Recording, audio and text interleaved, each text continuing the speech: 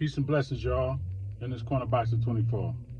Good afternoon, good afternoon. How's everyone doing today? Hope everybody's doing well. I'm doing pretty good on this side as always. God is great, God is good, and I can't complain. So you already know why we're here, what we're here to talk about. We're here to talk about David Benavidez and Caleb Plant. Caleb Plant, David Benavidez. David Benavidez, of course, he got the win. Unanimous decision over Caleb Plant. Caleb Plant was controlling the beginning of the fight, the first few rounds. David Benavidez started picking it up a little bit, started closing the distance, and in the second half of the fight, he just took over. I am disappointed that he didn't get the stoppage, which I know he's definitely disappointed because he wanted the stoppage. I'm disappointed because he had him hurt a few times. One time in particularly where Kenny Bayless actually saved Caleb Plant in that 8th round. He was about to go. Caleb Plant was out of there. Okay, he had him hurt, he had him stumbling, and he grabbed and held on, but then Kenny Bayless got in the way. Caleb Plant was getting ready to hit the canvas. So, that was disappointing. That should have been a stoppage, TKO. But I'm going to say David Benavidez had him hurt a few times. Besides that, two more times besides that, and he wasn't able to close it out. It was a good fight. I will say, I have to say though, and I like David Benavidez, I picked him to win. I actually thought he was going to stop him between 6 and 9, 6 and 11, right? I thought it was going to be a 6-round stoppage or between 6 and 11, right? At least a late round stoppage, right? Again, I just said Kenny Bayless saved Caleb Plant from getting stopped in the 8th round, but there was 2 other times that he had him hurt that he couldn't finish the show as well. I think David Benavidez, he needed this kind of fight. Styles make fights. He needed a fight like Caleb Plant to show him not only what he's made of, but what he needs to do better. And I think that's the key, what they need to concentrate on, because I think if he had really established his jab and closed the distance with his jab consistently, the fight would have been much easier.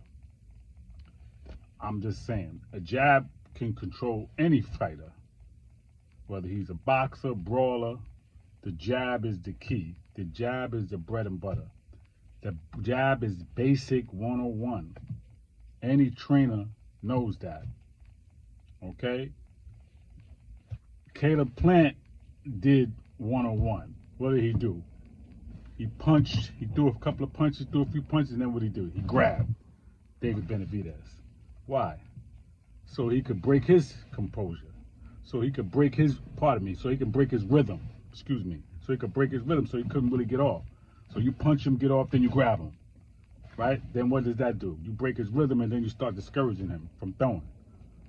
That's what Caleb Plant was doing in the beginning. David Benavidez, again, he showed fortitude, he fought through that, but if he would have established that jab from the beginning and used it and broke the distance with that, it would have been way easier for him. But he didn't do that. I'm just saying, to beat Canelo, to beat Bivol, and even better Biev, to beat those guys, he's going to have more than just power. Canelo, box, he got power. Dimitri Bivol, straight boxer, outbox you, he moves a lot. Probably a little bit stronger than Caleb Plant. I don't really know, but I think he's a better boxer. He got better movement. So for that fight, I think he had to do something different. I just feel like to beat those 3, David Benavidez got to show something else. Not just punching power, not just hard. I mean, and Caleb Plant took some shots now. He took some shots and stood up to it. Again, you can't knock everybody out. That's boxing. It doesn't mean because Canelo knocked him out, he should have knocked him out. No, because Canelo has more, what I noticed last night when I was watching this, Canelo has more of a one-punch knockout power. He could stop you with one shot. He could hit you with a body shot and break you. He could hit you with a hook and knock you out and stop you, right? David Benavidez has to hit you with at least a few punches. Okay, so that's the difference. They have different strengths, right? And he's strong, very strong. And he's long. Use your height and your reach to your advantage, man. Make it easier for you. Dimitri Bivol is tall. That's going to be a fight where you neck and neck. Canelo is shorter, but you're not going to overwhelm Canelo like that because Canelo is smart, he's fast, he's strong, and he got defense. So you got to be ready for that. So I'm just saying it was a great fight. I like David Benavidez, but I hope they do their homework and go back and say, you know what, this is what we could have did better. This is how we could have made it easier. Caleb Plant gassed out like he did with Canelo, but by Canelo, you could see in the 6th round he started going down.